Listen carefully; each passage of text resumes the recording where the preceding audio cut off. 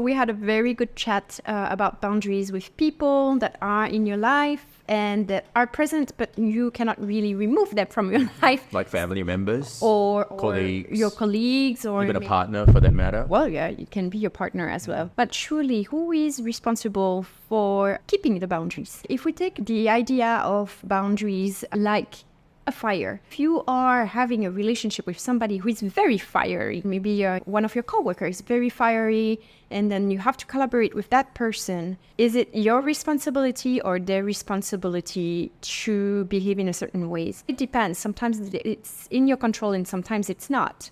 So like a fire, you can have a positive relationship with fire as long as you know how to keep your distance.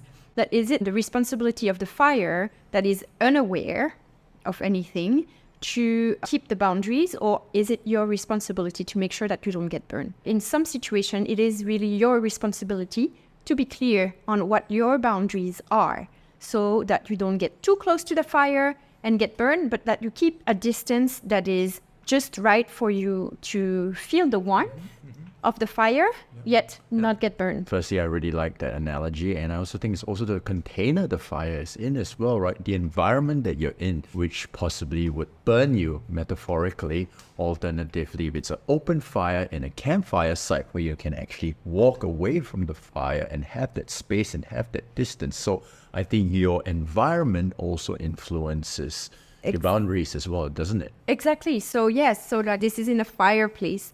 It's like your coworker, like the fire is there at work. Don't leave the fire there at work. Don't bring it home after work. And I guess also where boundaries are concerned, I think it's also a reflection on yourself, isn't it? If something triggers you, it's not really the person that is triggering you per se. It's obviously a part of yourself, internal wound, something from your past that has possibly created a little bit of a sore spot.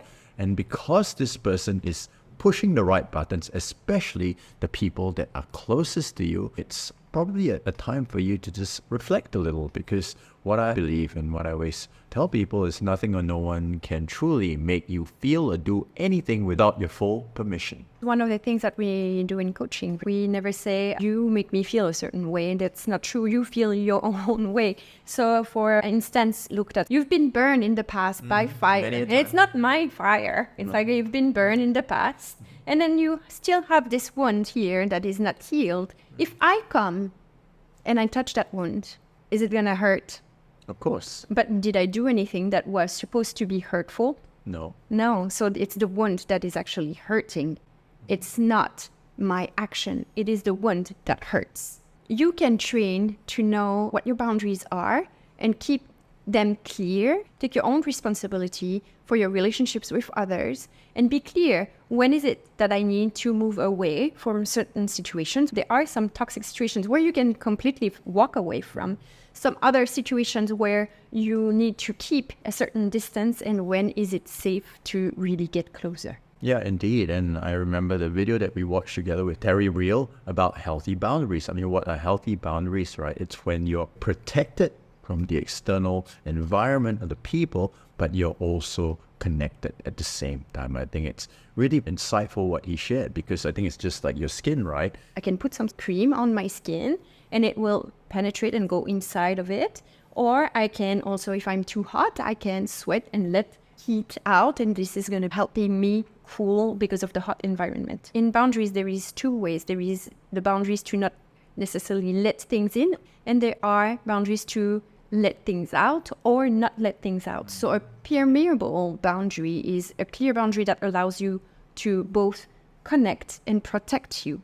And a non-permeable boundary would be something that would allow you to be protected but not connected, whereas no boundaries at all would make you feel fully connected, but you are fully unprotected. If you want to be connected, you have to have a little bit of vulnerability, and so you can really connect and relate with other people. Yet at the same time, you don't want to be too much of an open book with someone you don't know, for example, and then reveal too many things and then become too vulnerable and be hurt and the victim of aggressions.